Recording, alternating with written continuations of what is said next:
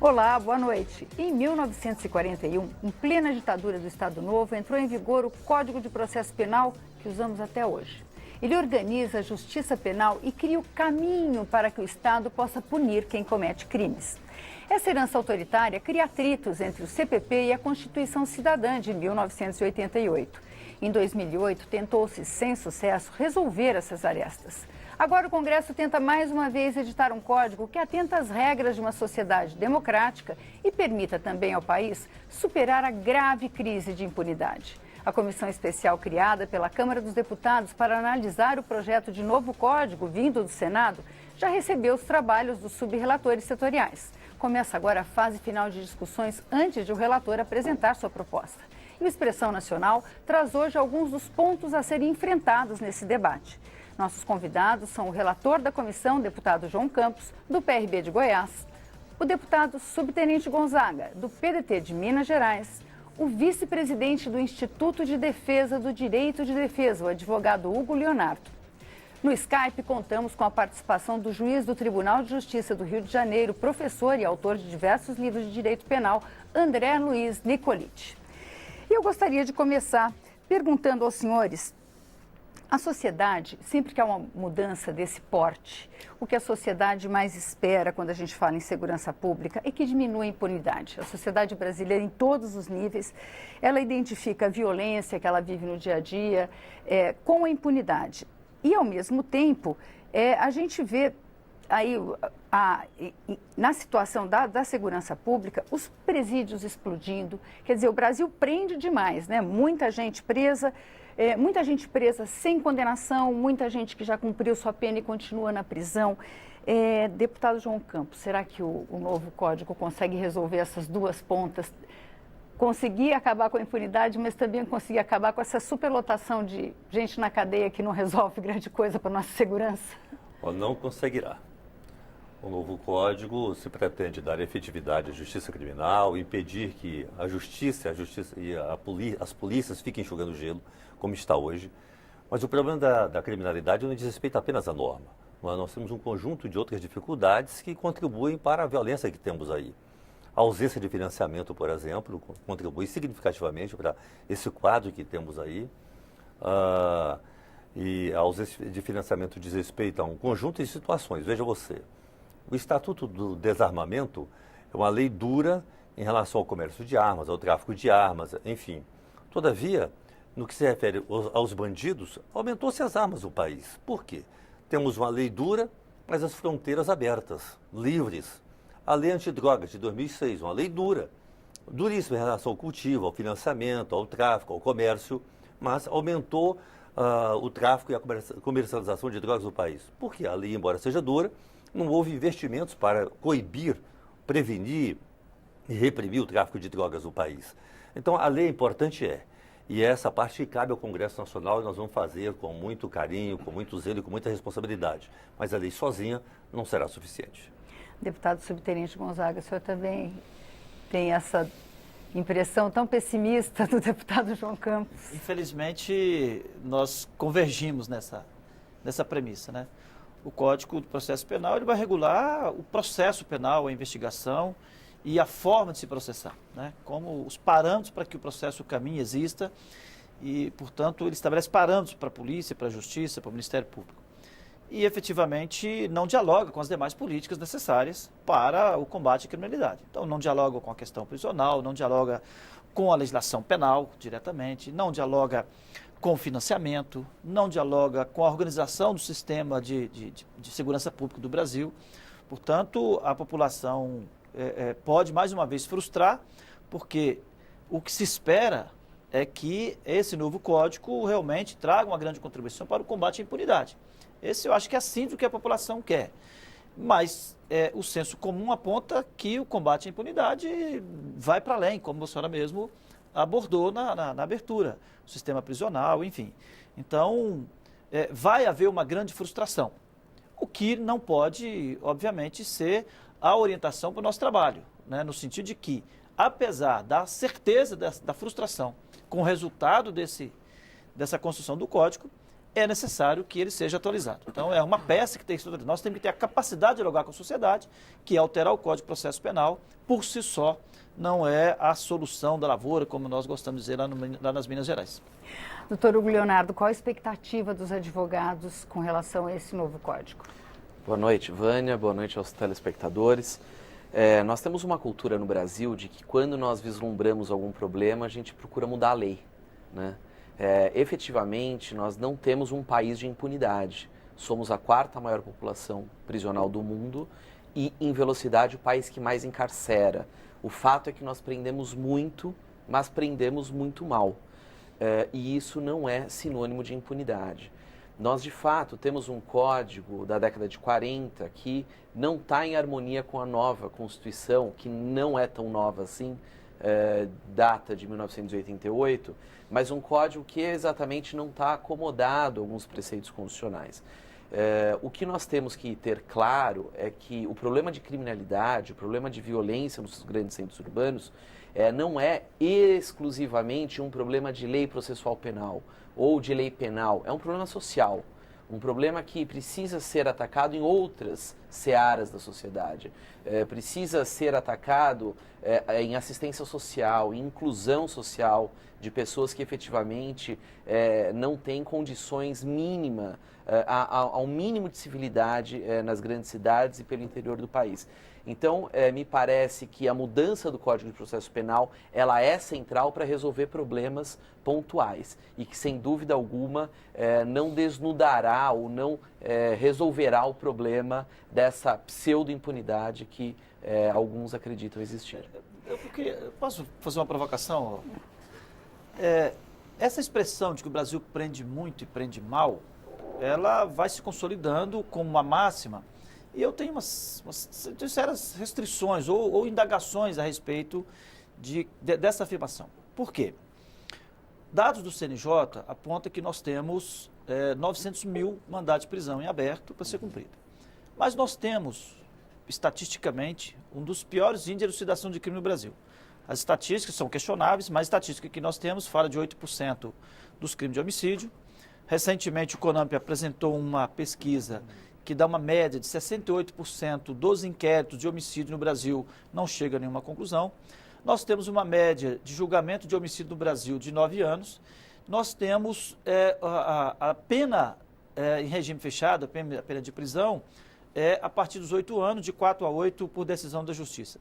Portanto, com esses números todos que não chegam, não chega à Justiça, né, sequer chega à Justiça, quando e onde quem está prendendo muito, prendendo mal? É uma indagação, porque isso me assusta, sabe? Essa afirmação, simplificarmos isso. O doutor Luiz Nicoliti está ali, ele é uma outra ponta dessa história. Ele é juiz e a Justiça tem sido muito acusada de ser responsável por essa lentidão. O deputado aqui acabou de falar 9 anos para uma condenação.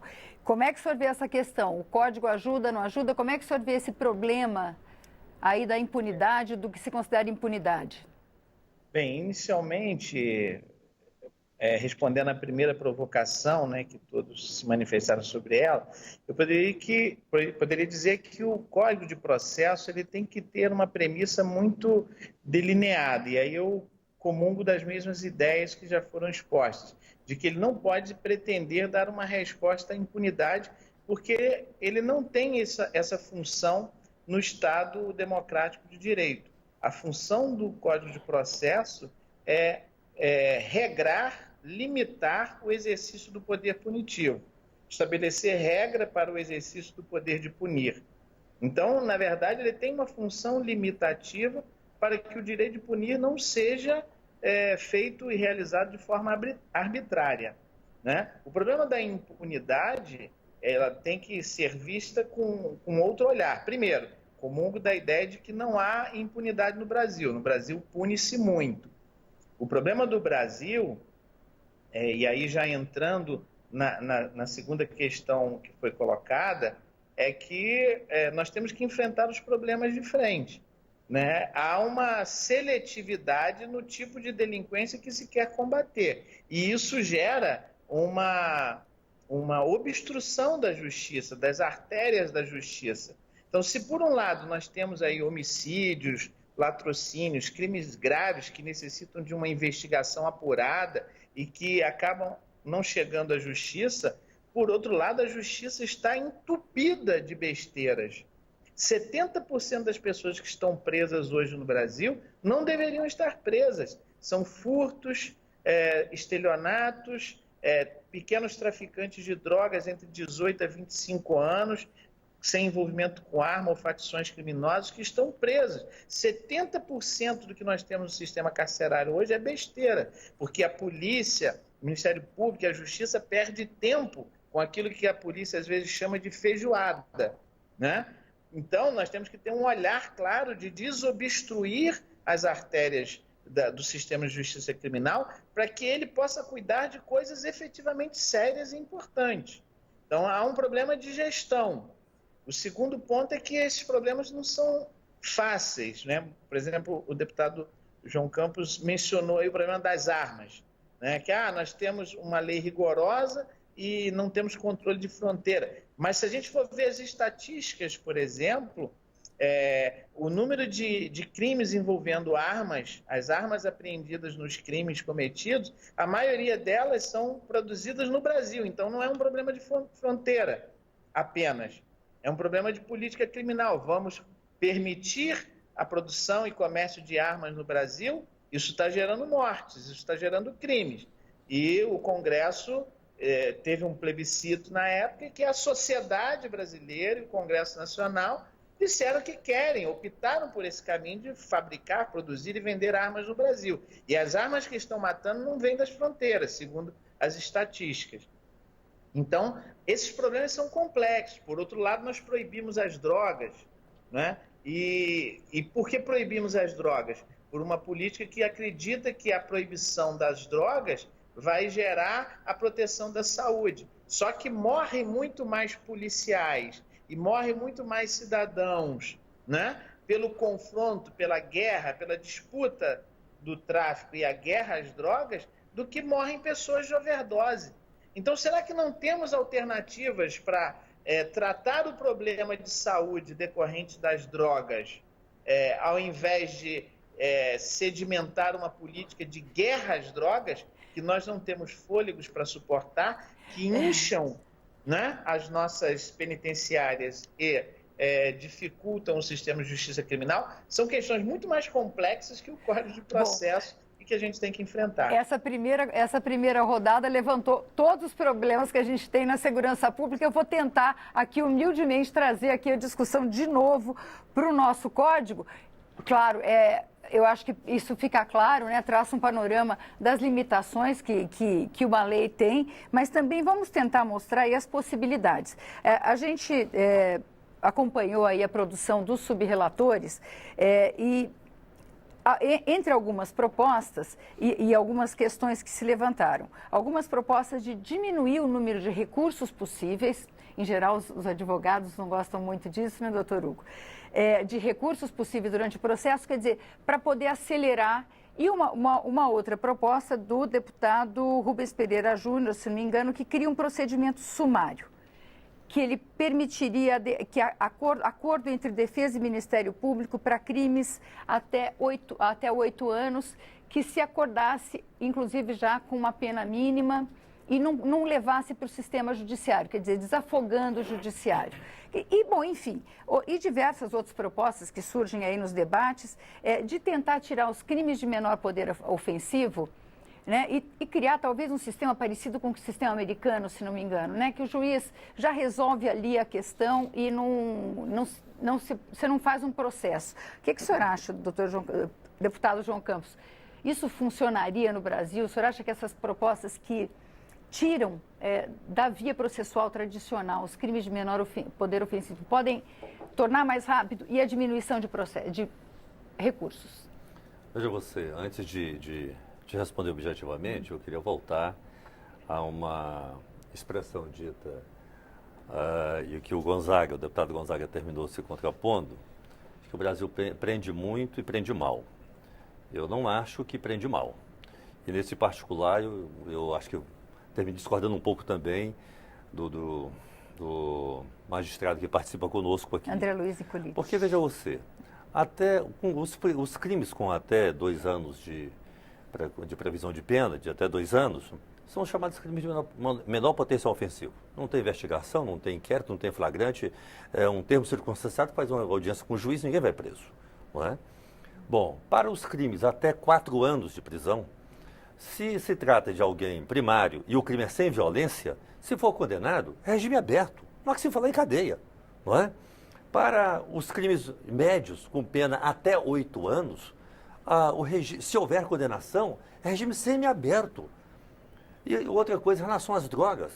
Olha, desde 2006 que não tem um usuário de drogas no Brasil preso, porque a lei não prevê cadeia para usuário de drogas. Eu até me assustei quando da crise agora do sistema carcerário, aqueles que defendem o uso, a liberação do uso de drogas, dizem, porque os presídios estão cheios de usuários, isso é um absurdo. Não, não tem usuário preso. A lei não prevê isso. Então, o que resta para prender no Brasil? É assaltante, é traficante, são crimes graves que implicam violência, corrupção, daí por diante. Crimes de pena menor, crimes médios, crimes leves, enfim, ninguém vai pagar no Brasil. Pelo menos em tese, é o que a lei prevê. Bom, recursos. O atual Código de Processo Penal prevê recursos intermináveis. Um exemplo disso é a repetição, por exemplo, dos embargos. Declaratórios de embargos, aí por diante, é um negócio interminável.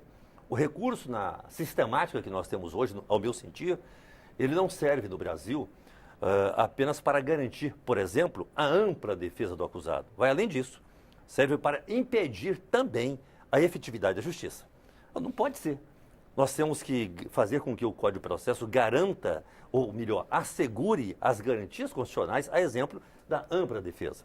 Mas não ir além disso. E, além disso, trabalha contra a sociedade. E a sociedade, a exemplo do cidadão que está sendo processado, que tem direitos, a sociedade também tem. A coletividade também tem direitos. Por isso que eu tenho dito que o Código de Processo que nós estamos trabalhando, ele precisa encontrar uma equação, não é? Embora precisa encontrar uma equação onde o processo, ao mesmo tempo que seja garantidor de direitos de quem está sendo acusado e investigado, ele também seja garantidor de direitos da própria coletividade. Por que nós falamos em Estado democrático de direito? Porque o direito são normas, precisam ser respeitadas, não é? Bom, um exemplo clássico em relação a essa questão dos recursos é aqui de Brasília, o ex-senador Luiz Estevão. Só está preso em função de uma decisão do Supremo para execução da pena a partir da decisão de 2º grau. Senão, estaria solto até hoje. E naquele tempo já tinha 35 recursos. Tem cabimento? Do meu ponto de vista, não me parece que tem. Então, evidentemente que esse capítulo dos recursos é um capítulo que tem merecido muito a minha atenção. Nós precisamos e vamos garantir recursos, mas, repito, na medida que isso assegure as garantias do acusado, e não pode ir além disso. Você, além dos recursos, você fez uma outra abordagem sobre a possibilidade de acordos. Sobre a possibilidade de o acusado confessar o crime de forma espontânea após a investigação, né, diferentemente dos crimes de menor potencial ofensivo, que não tem investigação. Já ocorreu a investigação, a polícia investigou, tem provas, tem indícios, daí por diante. Instaura-se a ação penal. No curso da ação penal, até a audiência de instrução e julgamento, em qualquer momento o acusado resolveu confessar espontaneamente, essa confissão dele tem harmonia com as provas produzidas, para não correr o risco de ele estar assumindo a culpa em lugar de outrem, não é? Se isso ocorrer, e aí com a aquiescência do Ministério Público, o juiz poderá, eu acho isso plausível, aplicar a pena mínima, não é? E aí, dependendo das circunstâncias, até com alguma diminuição de pena em relação à pena mínima. Eu acho que isso é um avanço e que nós podemos adotar, até porque nessas circunstâncias não há que se falar em impunidade, e nessas circunstâncias não haverá recurso. A sentença ali prolatada se efetivará, ela já sai para a execução, não é? Porque decorre desse quadro que nós estamos descrevendo aqui. Acho que esse é um ponto muito interessante e que pode significar uma grande inovação no processo. Deputado Hugo Leonardo está aflito. Bom, Doutor Hugo Leonardo. Eu vou tentar falar aqui de algumas questões, deputado João Campos, em que pese, de fato, esse escopo legislativo de progressividade de pena e de e de patamar de aplicação de pena, infelizmente nós temos hoje no nosso judiciário pessoas, como disse o Dr. André Nicoliti, 70% das pessoas que estão presas por crimes que não são cometidos com violência ou grave ameaça à pessoa. Isso ocorre em razão de uma disfuncionalidade daquilo que está na lei em relação àquilo que é praticado nos nossos tribunais e nas nossas varas criminais. Infelizmente, hoje nós temos uma disparidade em relação às defesas. Defensorias públicas pelo Brasil efetivamente não dão conta de absorver essa demanda e produzir com qualidade, por falta de recursos humanos e materiais, defesas na mesma proporção do Ministério Público. Nós temos uma demora em apreciação de pedidos de liberdade, em acesso aos tribunais superiores por parte de uma boa parte da parcela dessa população criminalizada e presa. E efetivamente, quando nós vamos aos presídios, o que nós encontramos lá são pessoas que já deveriam estar soltas ou pessoas que, em potencialidade, na pena que seria aplicada quando condenada, não guardaria relação com aquela pena cautelar que ela está cumprindo. Ou seja, a pena cautelar passa a ser muito mais grave do que a pena que será fruto de uma condenação dada à acusação que essa pessoa responde.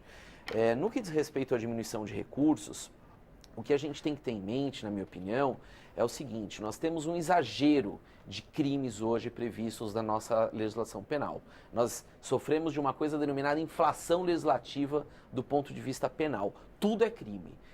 Todos aqueles conflitos sociais que as pessoas têm a intenção de resolver de alguma forma, aí tem a ideia de criminalizar aquela conduta para que a lei penal, como uma mágica, solucione aquele comportamento. Isso não é verdade. Isso acaba acarretando uma inflação de processos, um grande número de processos, e isso sim acarreta uma morosidade muito grande no judiciário. Diminuição do número de recursos, efetivamente, vai esbarrar numa questão constitucional, inclusive numa questão de convencionalidade.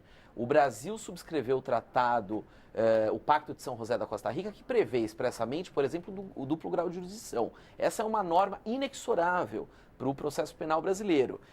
Nós temos uma conformação jurídica que prevê como hipótese recursal essas que já são previstas no nosso ordenamento jurídico. Nós teremos problemas, porque não temos a mesma tradição jurídica, por exemplo, dos Estados Unidos. Por exemplo, embargos de declaração. Os embargos de declaração, hoje, eles são recursos julgados rapidamente, inclusive recursos que não têm contraditório, porque são recursos para aclarar uma decisão judicial. Não são recursos que ficam pendentes de julgamento e empatando uma pauta judiciária nos tribunais efetivamente.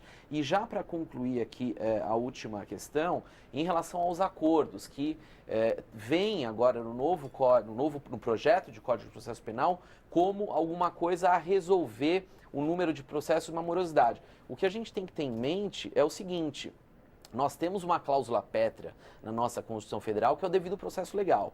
Como é que a gente estabelece um acordo rechaçando o processo a partir dessa cláusula do devido processo? Ou seja, nós temos uma conformação constitucional, uma tradição jurídica constitucional de garantias que não nos cabe, a partir do momento de deliberarmos a respeito do novo Código de Processo, suplantar essas garantias. A gente não está aqui discutindo qual vai ser a norma constitucional que a gente vai aplicar. A gente está discutindo, a partir da nova Constituição de 88, quais serão os ajustes que deveremos fazer. Na minha opinião, e em consonância com o que disse o Dr. André Nicoliti, é muito mais um olhar para o Código numa perspectiva de constitucionalizar esse Código, ou seja, de trazer o contraditório efetivamente para esse Código, de trazer ampla defesa para esse Código que é inquisitorial, sim, ele não é acusatório, trazer essas normas que são pressupostos constitucionais. Eu acho que são essas mudanças que a gente tem que pensar. E só um minuto, deputado, eu vou pedir, sabe, porque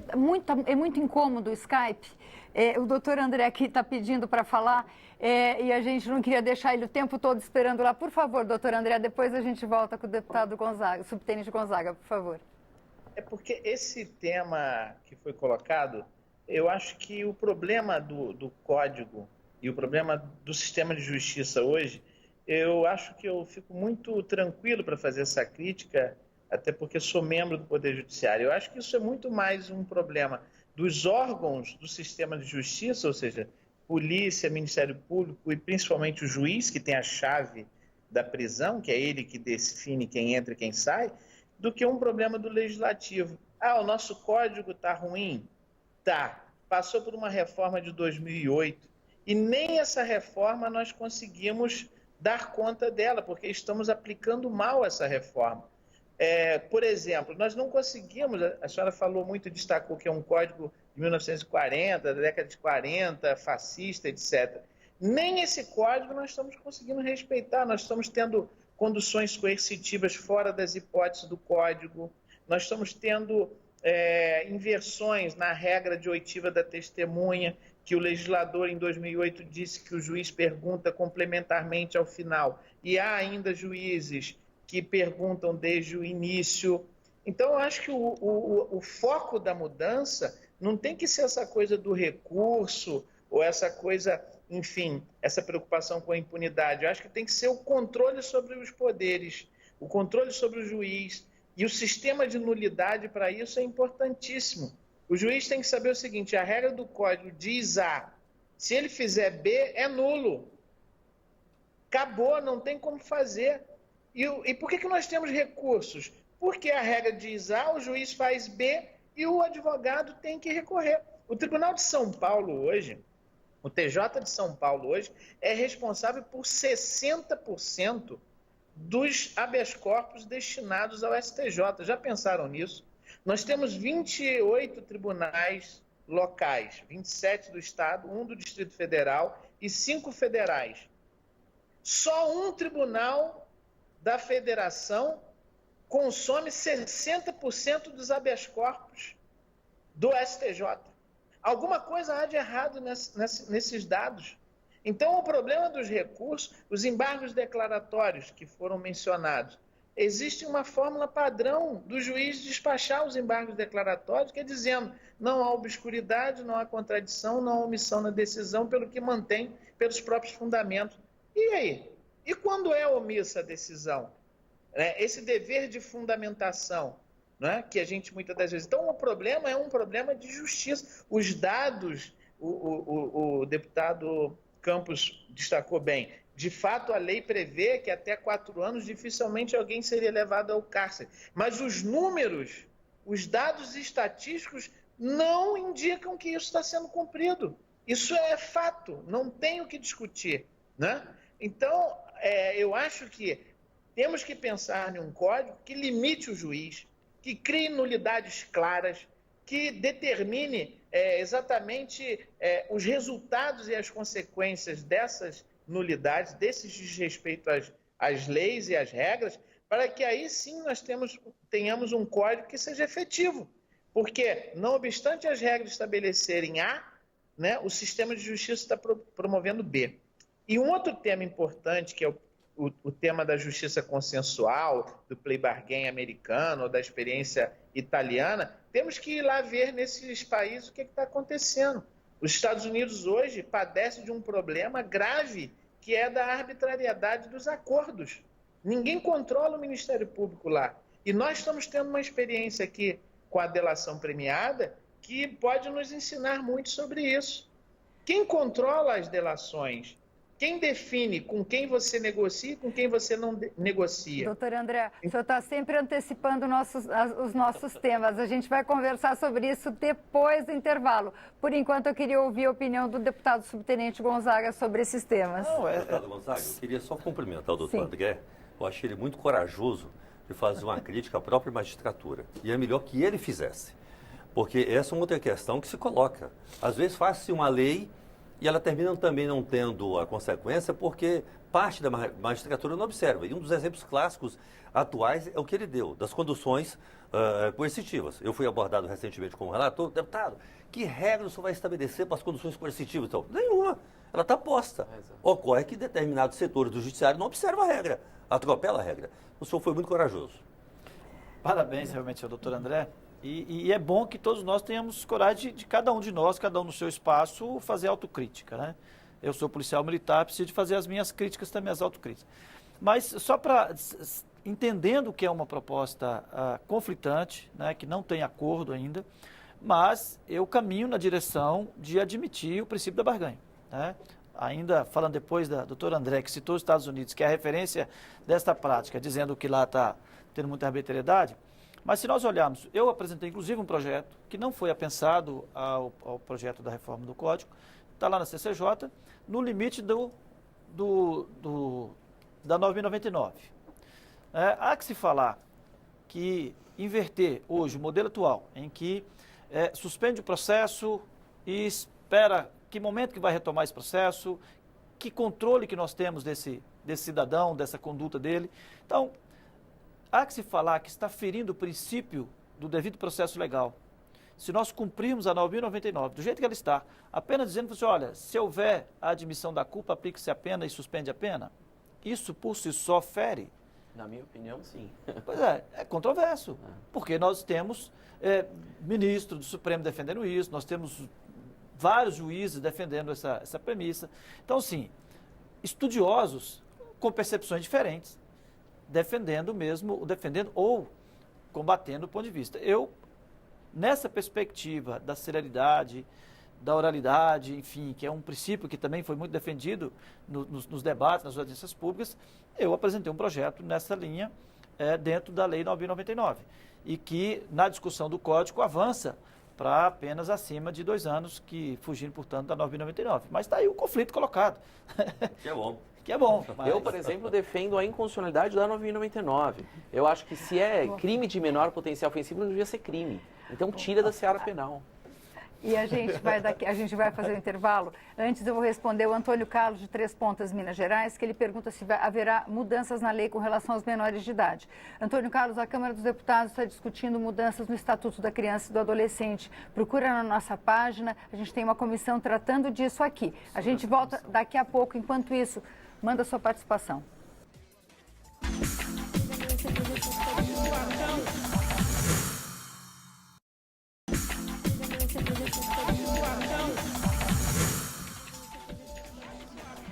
O Expressão Nacional está de volta. Hoje nós estamos discutindo o novo Código de Processo Penal. Os nossos convidados são o relator da comissão, o deputado João Campos, do PRB de Goiás, o deputado Subtenente Gonzaga, do PDT de Minas Gerais, o vice-presidente do Instituto de Defesa do Direito de Defesa, o advogado Hugo Leonardo. No Skype, nós contamos com a participação do juiz do Tribunal de Justiça do Rio de Janeiro, professor e autor de diversos livros de direito penal, André Luiz Nicoliti. E agora eu queria entrar numa questão que o doutor André começou. Uma das questões que um dos relatores, o deputado Paulo Teixeira, coube a ele esse pedaço aí, ele busca restringir as possibilidades de prisões preventivas. Na verdade, no curso aí das investigações, dessas diversas investigações que o Brasil está assistindo, as prisões preventivas estão sendo muito criticadas porque elas são muito longas, porque não estaria se cumprindo os requisitos legais das prisões preventivas, elas teriam sendo usadas como um instrumento de pressão. O senhor acredita que isso deva ser mudado, deputado João Campos? Isso foi, de fato, objeto de debate em diversas audiências públicas. Não é? O atual Código de Processo não estabelece prazo para a prisão preventiva, estabelece prazo para a prisão temporária, mas não faz em relação à preventiva, e a preventiva fica ad eterno, pelo menos em alguns casos, né? Daí o projeto traz já do Senado uma indicação de prazo, 180 dias no primeiro grau, 360 dias no segundo grau e 180 dias na última instância. Eu não estou convencido de que esses prazos são os mais razoáveis, mas me parece razoável, de fato, estabelecer um prazo, porque são prisões provisórias, não é? A exemplo da prisão temporária, que é uma modalidade de prisão provisória e tem prazo, eu acho que a prisão preventiva precisa ter algum regramento assim. Agora, de outro lado, nós não podemos, ao mesmo tempo, estabelecer tantos pressupostos, tantos requisitos para a preventiva, que daqui a um pouco também não prenda ninguém nessa fase, não é? A prisão preventiva, embora seja a exceção, mas ela é necessária em situações específicas. Eu vi muito durante as audiências públicas e quero levar alguma coisa para a comissão. Eu sei que a comissão não terá um consenso em relação a esse projeto, mas a gente precisa formar maiorias na comissão para aprovar, quer seja na comissão, quer seja no plenário. Porque alguns deputados eu vi que defendem medidas cautelares alternativas.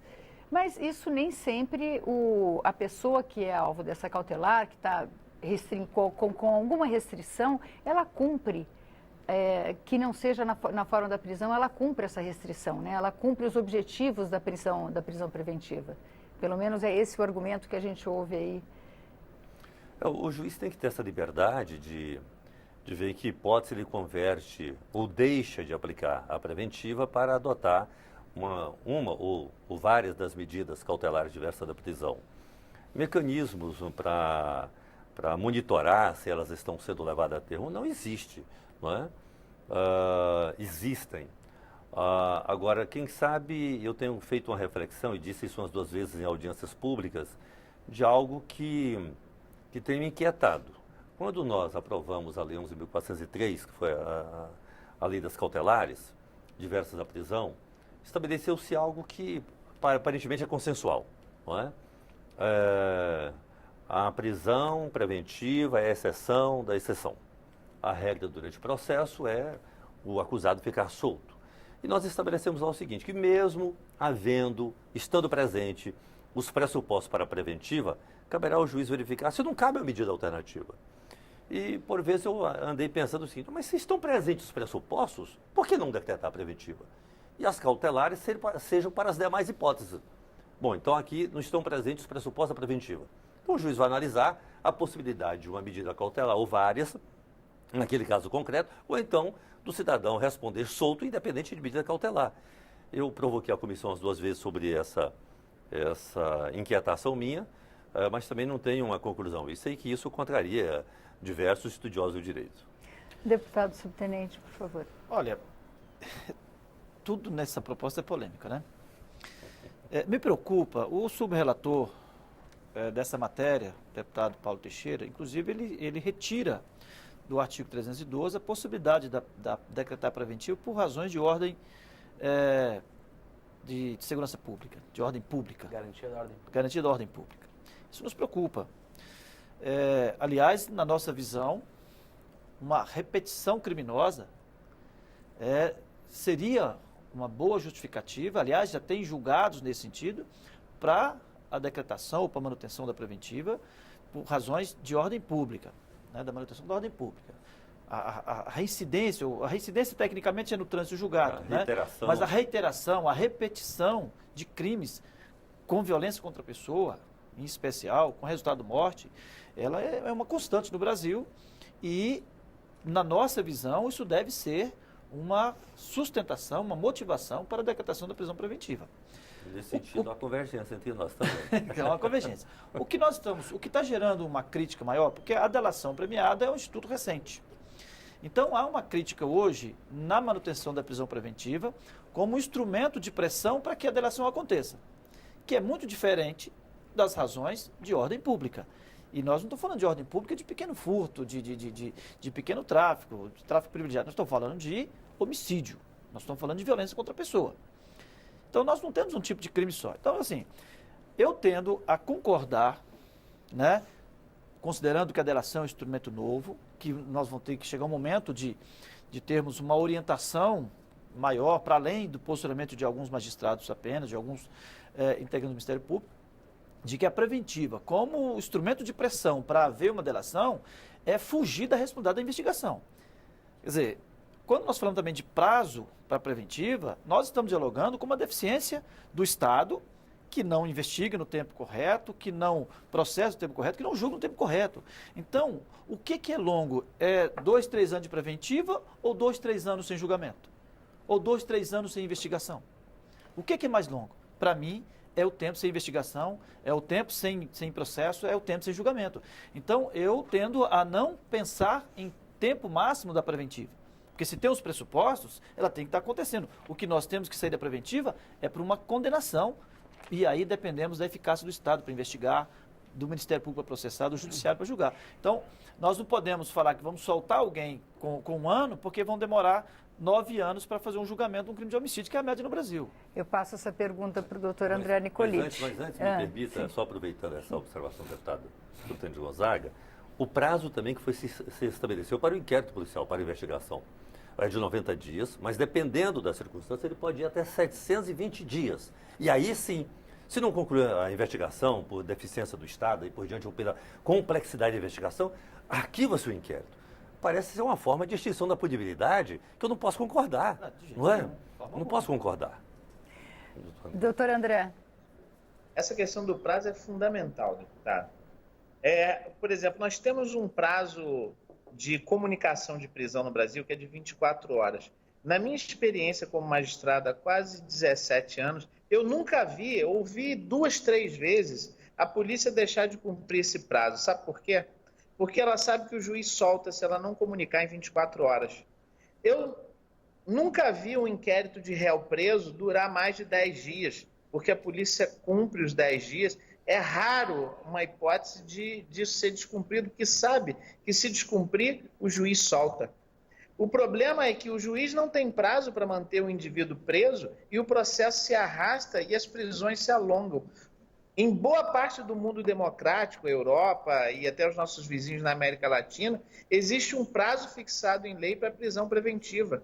Nós não podemos permitir que o judiciário trabalhe sem prazo para o réu preso. Aliás, eu acho que hoje já há um prazo estabelecido na lei de crime organizado que estabelece lá 120 dias, prorrogáveis por 120 dias. Se na lei de crime organizado, que é complexo, que você tem lá um rito ordinário, o prazo é de 120 por mais 120, num processo de roubo, de furto e algo mais simples, não pode ser diferente. Então, esse é um ponto nodal da reforma no Código de Processo. Não podemos deixar ele passar sem que o juiz tenha um prazo para que ele possa julgar o indivíduo que estiver preso. 40% dos réus presos hoje não tem julgamento, não tem nem a primeira sentença. Não estou nem falando de trânsito em julgado, né? Então, nós temos aí 40% de presos provisórios, dos 711 mil. Isso é muito grave, isso é muito sério. Isso resolve o problema da superlotação carcerária, né? Então, esse é um ponto do qual não dá para transigir. E voltando à questão da justiça negociada, nós temos um problema de controle. Esse é um problema sério que a gente tem que avaliar. Quem é que vai controlar isso? Nos Estados Unidos isso não está sendo controlado. E o problema é de desigualdade de armas, porque é tanta injustiça, é tanta dificuldade para o exercício da defesa, que às vezes o indivíduo prefere barganhar e pegar a pena. Eu queria convidar os deputados, isso é uma coisa importante. Quando se falou em prisão preventiva aí, falou, o furto, o homicídio. Nenhum juiz deixa, num caso de prisão, um homicida solto, quando tem que prender preventivamente. Não está aí o problema. O problema está na quantidade de gente presa desnecessariamente. Vamos lá ver no código, vamos lá ver nos processos, visitar uma vara criminal da capital, do interior de qualquer estado. Vocês vão ver inúmeras decisões em furtos com concurso de pessoa ou em furto qualificado por rompimento de obstáculo. Nós vamos ver prisões decretadas para garantia de ordem pública. Eu já vi prisão para garantia de ordem pública decretada em homicídio culposo no trânsito, que a lei proíbe expressamente no artigo 303, inciso 11. Visitem os fóruns, abram os processos e vocês vão ver que essa cláusula de ordem pública está permitindo arbitrariedade. Doutor André, desculpe, mas eu tenho... Só o deputado... Isso seria a má formação do juiz? O que é que leva a isso? Eu posso, na sua concepção. Deputado, Vânia, doutor Hugo Leonardo, eu queria dizer, em primeiro lugar, que eu li com bastante atenção o relatório do deputado Paulo Teixeira. Entendo que o relatório do deputado Paulo Teixeira traz avanços no sentido de corrigir equívocos que já existiam no Código de Processo Penal, principalmente, deputado subtenente Gonzaga, de retirar a garantia da ordem pública, que é alguma coisa que ninguém até hoje sabe o que significa. Cabe tudo na garantia da ordem pública. Quando você não tem justificativa, um elemento concreto, você decreta a prisão por garantia da ordem pública e nesses crimes em que o doutor André Nicoliti exatamente menciona. Se nós formos visitar os cárceres brasileiros, nós vamos ver quem são as pessoas que estão presas lá. Lá não são maiorias de homicidas, de autores de latrocínio, não são essas pessoas. São pessoas que estão presas fundamentalmente por crimes patrimoniais, sem ameaça à pessoa muitas vezes, porque são furtos, por exemplo, ou receptação, ou crimes patrimoniais como estelionato, e muitas pessoas presas por tráfico de droga, aquele pequeno sujeito que comercializa droga sem o menor vínculo com a organização criminosa, o faz e é substituído na sequência quando é preso. São essas pessoas que estão encarceradas.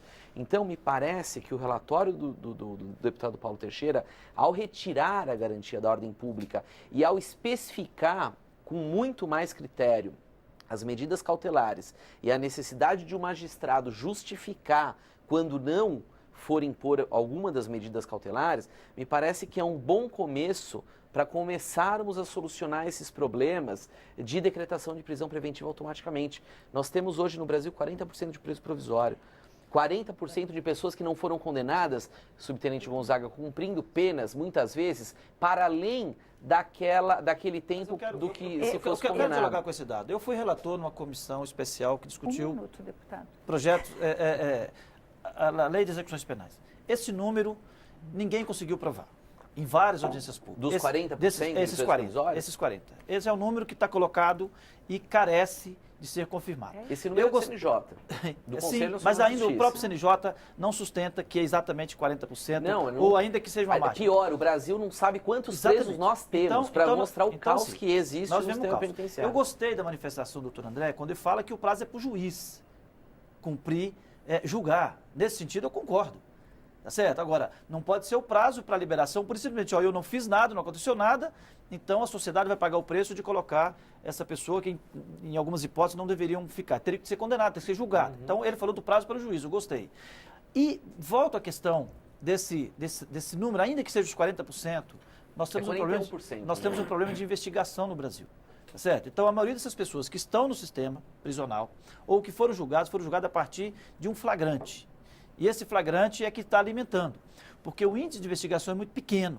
Talvez se nós, e aí é o ponto de divergência que nós temos com o deputado João Campos, é que nós precisamos de mudar no Brasil, adotar no Brasil o que o mundo todo adota, que são o princípio da capacidade de investigação de todas as polícias, para que possamos aumentar a investigação, ter números mais concretos dessa investigação e oferecer mais elementos, porque se nós temos, no Rio de Janeiro, 96% dos inquéritos de homicídio são arquivados, a polícia cumpre o prazo, o doutor André falou bem, cumpre o prazo, mas é pedindo arquivamento porque não tem materialidade, não tem autoria. É 96% dados do CONAMP. Tá certo? Minas Gerais, que é meu estado, 72%. Mas então não está preso, está solto. Não tem prova e o juiz mandou arquivar, então está solto, não está preso. Está solto, não está preso. Está solto. Eu gostaria de colocar uma última questão. A gente está com o nosso tempo se esgotando. Sobre essa questão dos presos. É justamente para dialogar com o deputado João Campos, no sentido de que, de fato, o juiz só pode se debruçar, já hoje assim, sobre a possibilidade de aplicação das medidas cautelares na hipótese da existência dos requisitos da preventiva. Se não há requisitos para a preventiva, tem que ficar... Exato. E eu acho que essa a estrutura constitucional que a Carta Política de 1988 trouxe e que me parece um avanço, o Código de Processo Penal definitivamente chancelar essa nova forma de tratar a prisão cautelar no processo penal. Essa é uma questão talvez a mais polêmica. Eu não sei se está sendo discutido, não está sendo discutido, não foi colocado por nenhum dos subrelatores, não sei se o deputado João Campos pensa em abordar esse tema no seu parecer, mas diversos deputados estão falando que é uma boa oportunidade, já que o Código de Processo Penal vai ser renovado, se discutir a questão, se renovar as regras da questão da delação premiada. A gente está com o programa terminando, mas se os senhores pudessem falar em 2 minutos desse instituto que está sendo essa polêmica toda. Veja, eu fui relator da Lei 2.850, que regulou a colaboração premiada, infiltração de agentes, a ação controlada, o acesso a dados cadastrais, independentemente de autorização judicial, enfim. O Instituto da Delação Premiada, portanto, é um instituto novo, que na minha visão está dando certo. Essa história de que é preciso que a colaboração só se dê se o investigado acusado estiver solto, eu não estou convencido disso. Até porque, em qualquer das hipóteses, a colaboração se dá por assistência técnica de advogado. E as colaborações acontecidas no Brasil, no instituto recente, um instituto novo, elas estão acontecendo tanto de quem está preso quanto de quem está solto. Então, me parece que esse argumento não me convence. Eu tenho dito o seguinte, enquanto relator geral, que não me parece que essa matéria tem relação com o projeto que nós estamos relatando. Segundo, é muito novo e não me parece que já seja oportuno a gente fazer ou tentar fazer um aperfeiçoamento. Mas, se algum deputado, e eu tenho dito isso com muita clareza, me apresentar uma sugestão por escrito, devidamente fundamentada, de que aquela sugestão vai aperfeiçoar esse instituto, eu não me nego de analisar e, quem sabe, me convencer e introduzir. Mas é preciso que seja um mecanismo dessa natureza, não apenas deu uma entrevista, defendeu ali, falou do corredor negativo. Me apresente algo por escrito, com a motivação devida, com a devida fundamentação. Se me convencer, eu levarei.